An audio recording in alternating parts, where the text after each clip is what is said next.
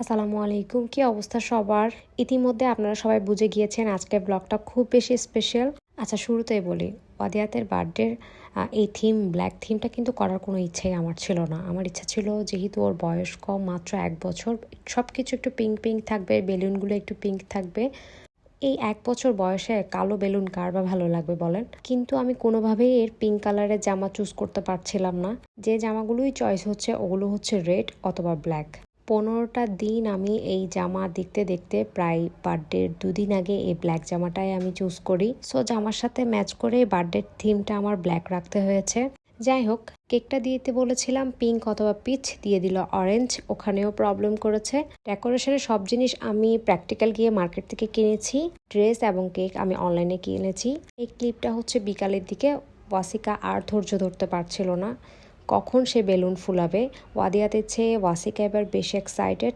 ইনশাল্লাহ আগামী বছর মনে হয় ওয়াদিয়াত জিনিসটা বুঝবে, তখন ও বেশি আরও এক্সাইটেড থাকবে। মাগরিবের আজানের পরেই আমরা সাজানোটা শুরু করি। এই যে দেখেন ওয়াদিয়াত কি করছে। ও বুঝতে পারছিল না আসলে এখানে হচ্ছেটা কি।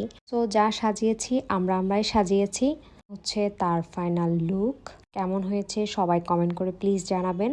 আজকে যারা আমার ভিডিও নতুন দেখছেন, আমার পেজটাকে ফলো দিয়ে দিবেন প্লিজ। তারপর মেয়েদের সাথে বাবার একটা ছোট্ট ক্লিপ নিয়েছি। খুবই ভয়ে ছিলাম ওয়াদিয়াত কেক কাটার সময় কাঁদবে কিনা, কারণ প্রায় বেবিরা দেখি ফার্স্ট ইয়ার বার্থডের সময় ওরা কেক কাটার সময় কান্না করে। আমি চাচ্ছিলাম ওর মুডটা যেন নষ্ট না হয়। ছবি তো কোনোভাবে তোলা যায় না, যেহেতু ও স্থির না, এটা ওটা ধরতেই থাকে, নড়াচড়া করতেই থাকে। পারফেক্ট ছবি তোলা অনেক বেশি কষ্ট।